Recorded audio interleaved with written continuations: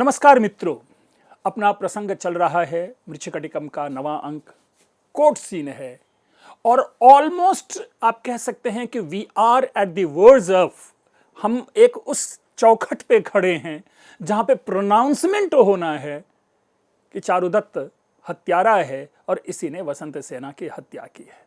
लेकिन उससे पूर्व चारुदत्त अपनी सफाई में कहता है कि मैं केवल और केवल सत्य बोल रहा हूं। अगर मैं असत्य बोलता तो फिर हमें इसकी जरूरत, इतनी बहस की जरूरत ही क्या थी। ठीक है, आप जैसा समझें कोर्ट। मेरे लिए तो यही है कि आज मैं एक हत्यारा कहलाऊंगा और दुनिया मेरे ऊपर में ऐसे ऐसी बातें करेंगी। शकार कहता है कि ये मत कहो कि अभिधास्यसि, कि लोग कहेंगे ऐसा, ऐसा मत बोलो। तुम बोलो कि व्यापादिता, अरे त्वमपि भण मया व्यापादिता इति, कि वो वसंत सेना मारी गई और यह कहो कि उस वसंत सेना की हत्या मैंने यानी मुझे चारुदत्त ने की, ऐसे बोलो तुम। शकार सभी आप जानते हैं कि ये प्रोटैगनिस्ट है और वो अच्छी तरह से, वो खलनायक है, प्रतिनायक है और वो उसको ट्रैप करना चाहता है। चारुदत्त कहता है कि त्वया एव उक्तम, भाई तुमने तो कह ही दिया कि मया व्यापादिता। देखिए शब्द ट्विस्ट है, इसके दो अर्थ बन रहे हैं। चारुदत्त ने यह नहीं कहा कि मया वोक्तम, कहा कि तुमने कह दी कि तुमने मारा है। भाई त्वया एव उक्तम कि मया व्यापादिता। एक तो यह अर्थ हुआ कि शकार के मारा माध्यम से कि तुम तो खुद ही कह रहे हो कि तुम मारे हो, और दूसरा एक अर्थ यह है कि अरे शकार, जब तुमने कह दिया कि मुझे चारुदत्त ने मारा है तो अब बोलने में रह ही क्या गया, तुमने तो कह ही दिया। शकार कहता है शृणुत शृणुत भट्टारका एतेन मारिता। सुने जज महोदय, इस चारुदत्त ने उस वसंत सेना की हत्या की है। एतेनैव संशयश्छिन्नः एतस्य दरिद्र चारुदत्तस्य शारीरो दंडो धार्यताम्। अब तो इससे पूरी तरह की शंका ही निर्मूल हो गई, अब किसी प्रकार का संदेह रह ही नहीं गया।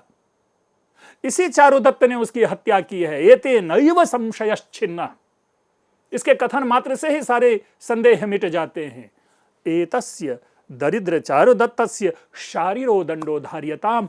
अब इस दरिद्र चारुदत्त को आप शारीरिक दंड दें। मित्रों देखिए, बड़ी चतुराई से चारुदत्त के साथ दरिद्र शब्द जोड़ दिया गया है और यह दरिद्र शब्द जोड़ करके एक प्रकार से सामाजिक हास उत्पन्न किया गया है कि हर समाज गरीब को ही दोषी मानता है। गरीब कितना भी शुचिता पूर्ण, संयम पूर्ण जीवन क्यों ना बिता रहा हो, लेकिन अगर वह गरीब है तो हर प्रकार से दोषी उसी को सिद्ध करने का प्रयास किया जाता है। और ये जगत है, ये संसार है जिसमें अनंत दरिद्रों के ऊपर में अभियोग चला करके उसको दोषी सिद्ध किया गया है। तो उसमें भी देखिए, जो दरिद्र चारुदत्तस्य है कि इस गरीब, इस निर्धन, इस भिखमंगे चारुदत्त को आप शारीरिक दंड दें। तो इसीलिए जब हम साहित्य पढ़ते हैं तो मैं बार बार कहता हूं कि साहित्य को आप समाज से जोड़िए, परंपरा से जोड़िए, इतिहास से जोड़िए।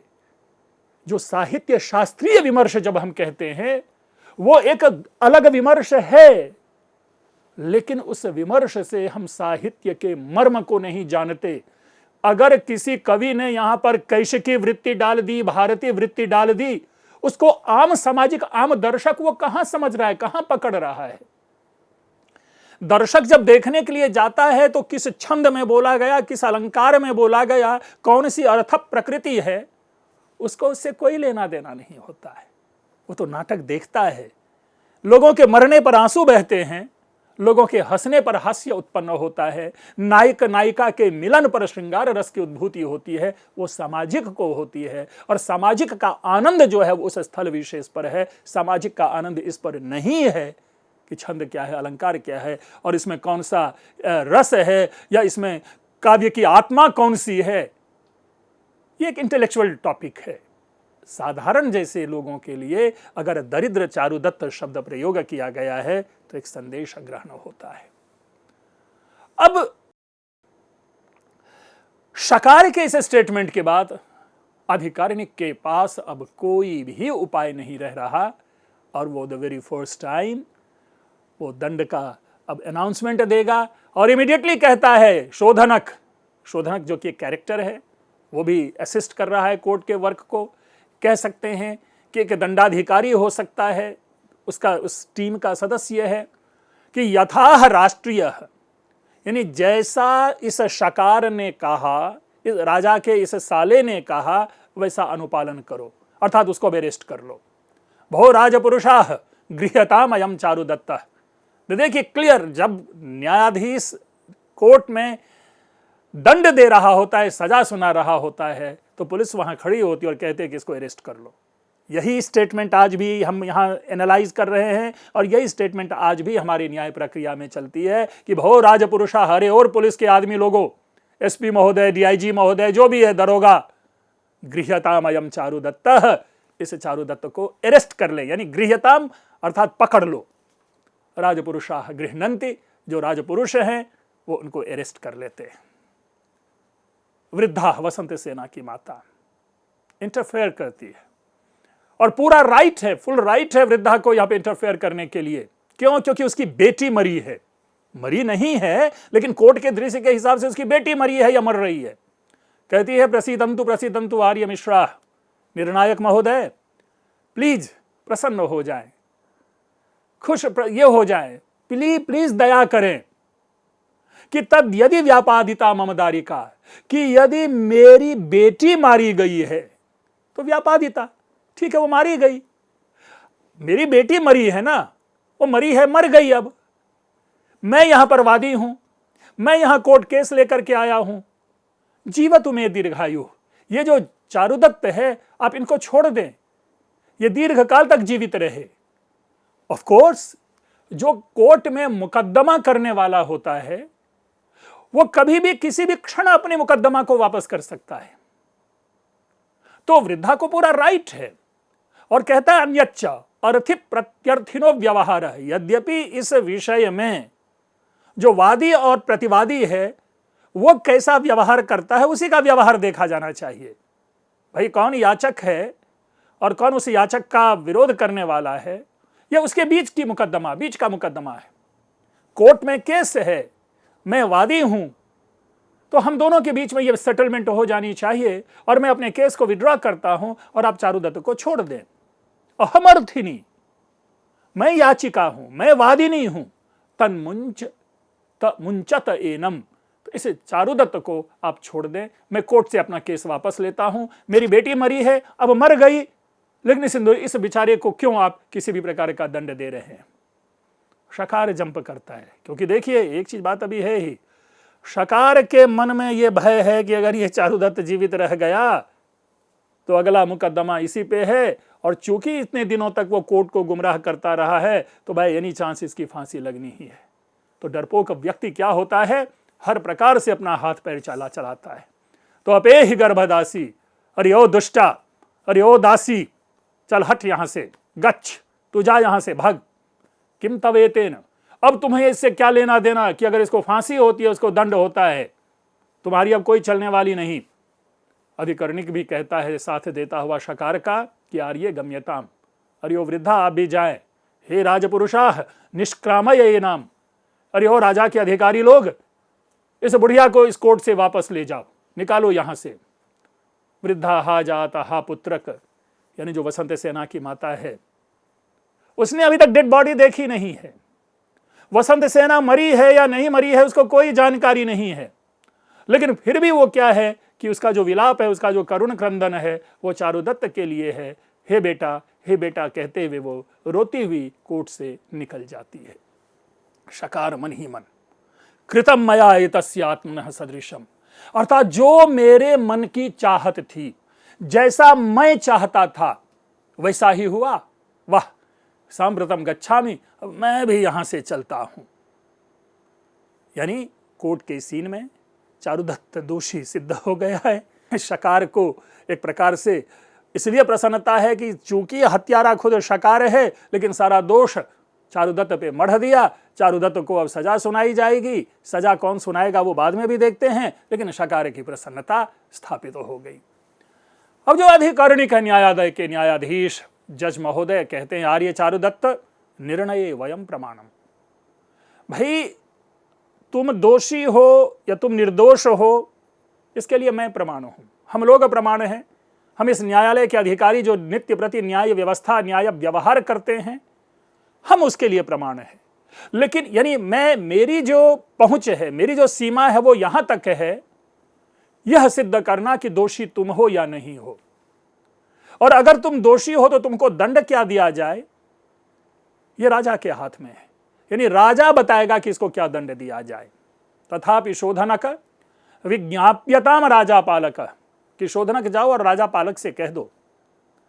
अब देखिए बहुत सुंदर एक निर्णय ये उस काल के समाज व्यवस्था की ओर संकेत है, और रेफर किया जा रहा है मनु को, वही मनु जिन्होंने मनुस्मृति की रचना की है।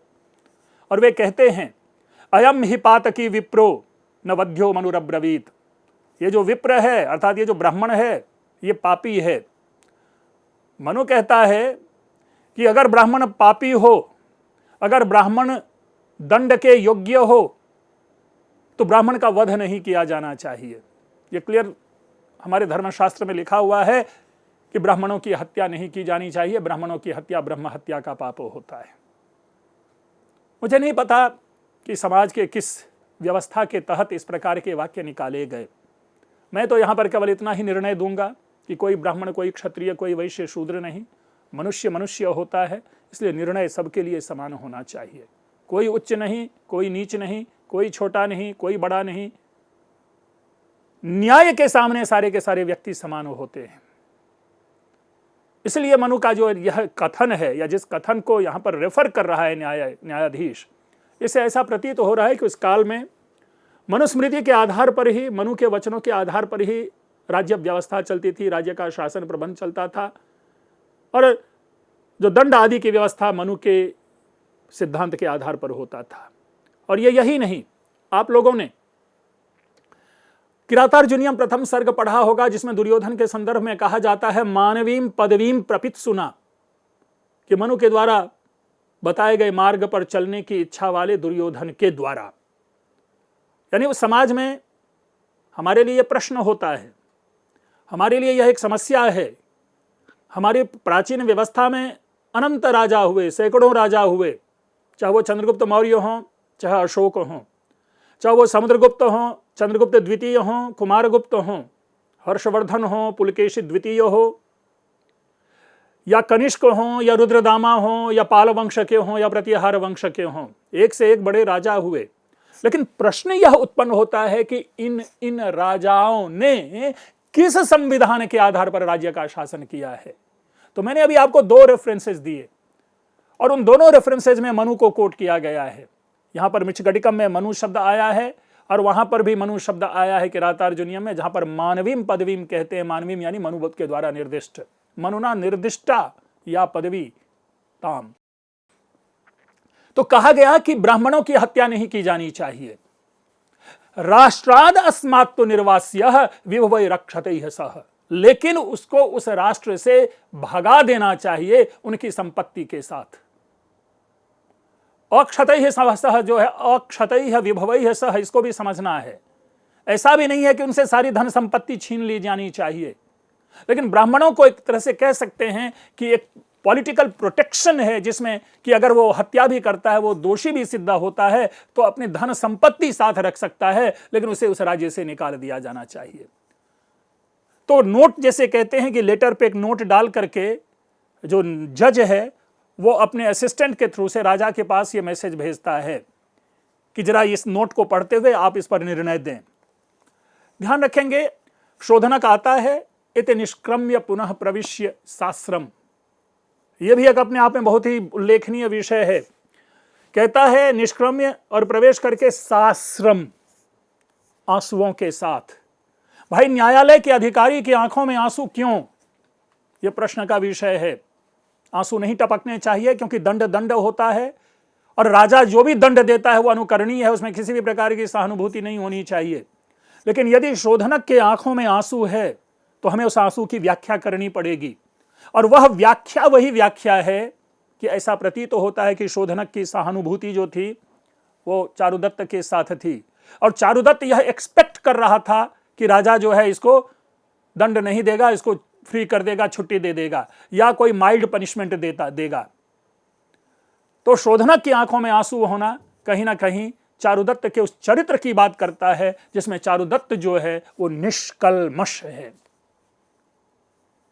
शोधनक आता है और रिपोर्ट करता है राजा से कि यदार्य आज्ञापयति, कि आर्य ने जैसे आज्ञा दिया है कि गतोस्मि तत्र, कि मैं वहां गया था। कहां गया था? राजा के पास।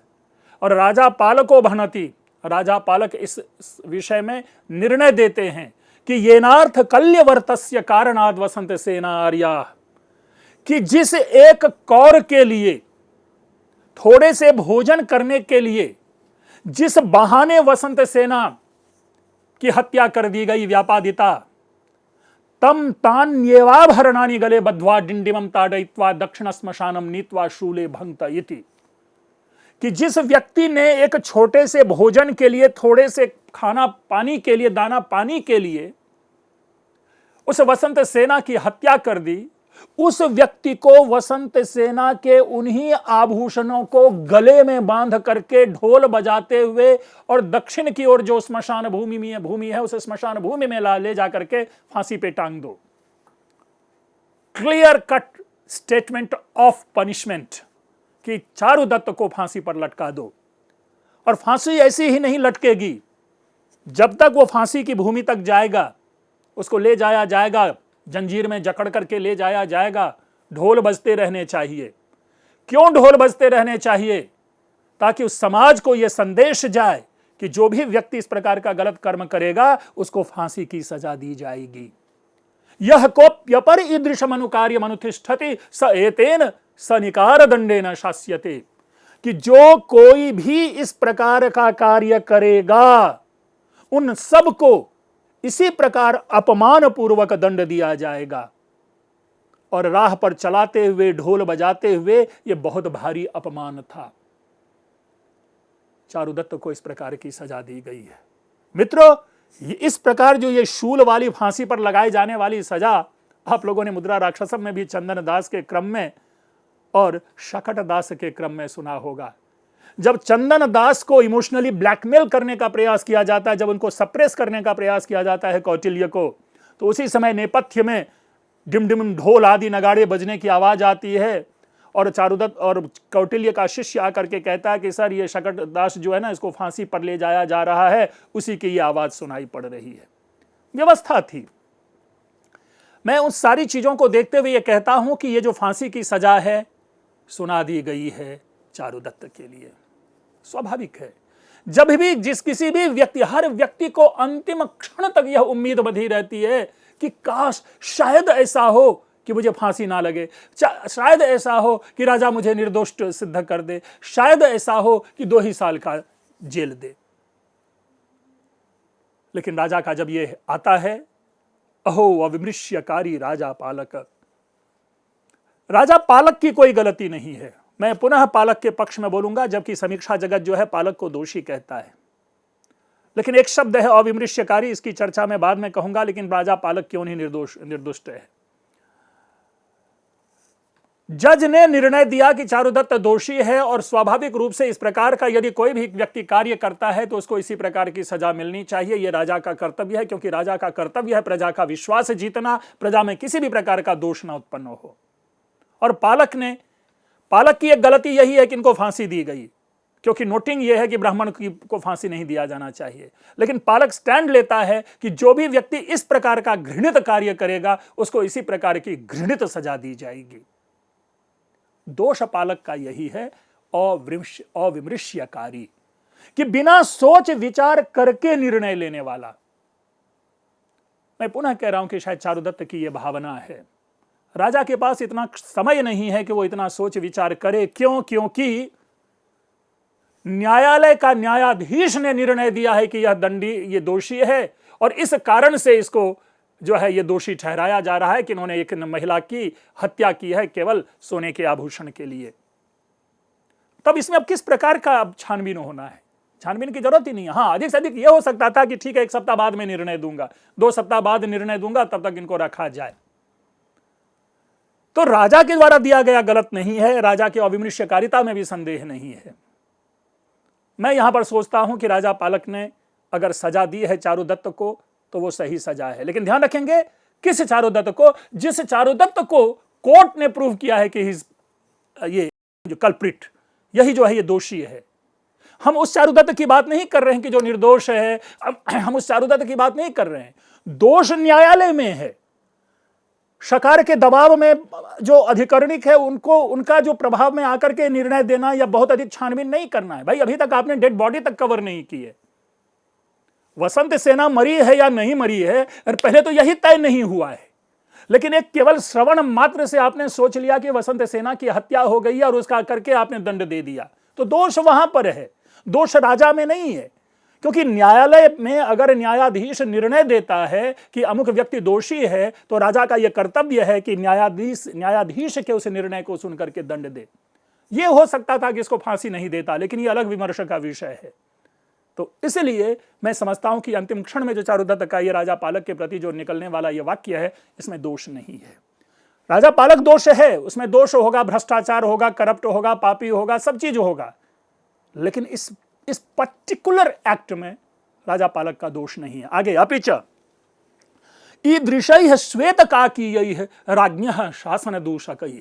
हां, ये जो राजा के जो शासक वर्ग हैं, जो श्वेत कह सकते हैं कि सफेद कौवे की तरह व्यवहार करने वाले हैं, कि दिखने में तो सफेद लेकिन कौवे के समान, ये जो शासन दूषका है, शासन को दूषित करने वाले जो हैं, पता नहीं अपापा नाम सहस्राणी हन्यन्ते च हतानि च, कि इन लोगों के कारण, इन मंत्रियों के कारण, इन करप्ट लोगों के कारण, इन भ्रष्टाचारियों के कारण, इन अपने स्वार्थ की पूर्ति करने वाले मंत्रियों के कारण पता नहीं समाज में अपापा नाम सहस्राणी, हजारों ऐसे निर्दुष्ट लोग हन्यन्ते मारे जाते हैं, हतानि च और मारे गए।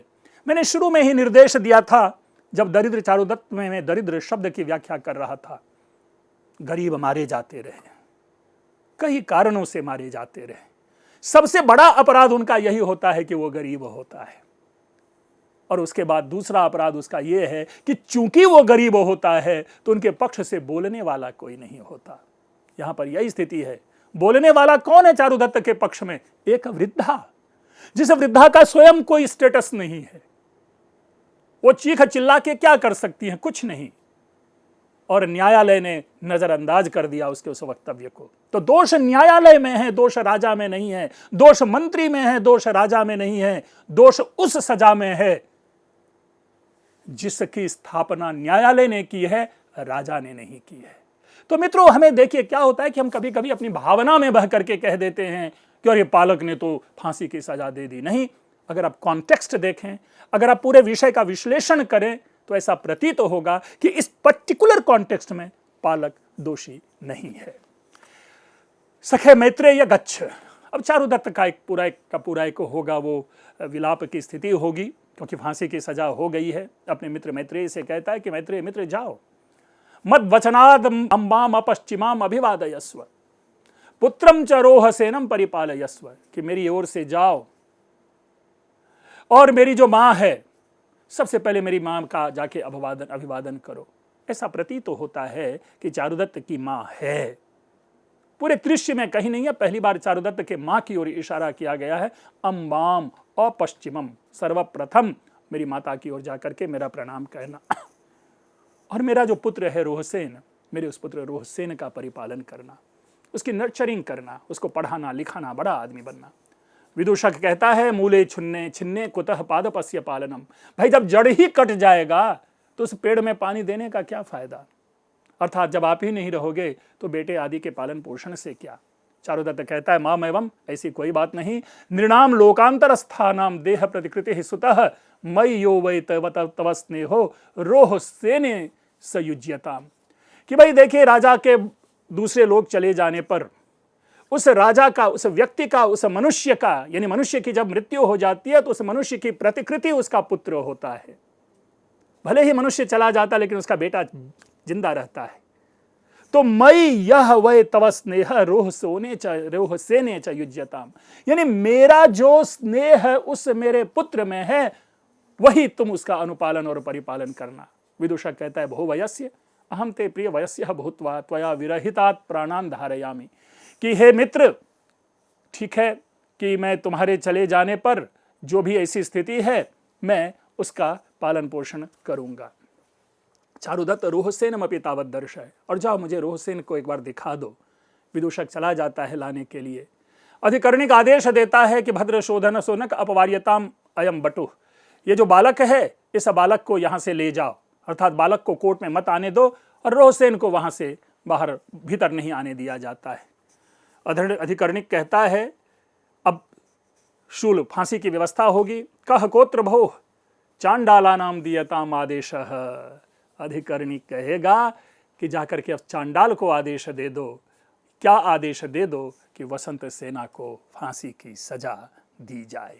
मित्रों, थोड़ा सा अंश और बचा है 9वें अंक में, जो कि अपनी अगली व्याख्या में परिपूर्ण होगा। लेकिन निसंदेह यह जो दृश्य है भारतीय समाज, भारतीय न्याय व्यवस्था की ओर इशारा करता है। हम इसको समझें, जानें। यदि आप लोगों को अच्छा लगा तो जरूर आप इस पर टिप्पणी करें, कमेंट करें। आप लोगों ने ध्यानपूर्वक सुना, आप लोगों का बहुत बहुत धन्यवाद।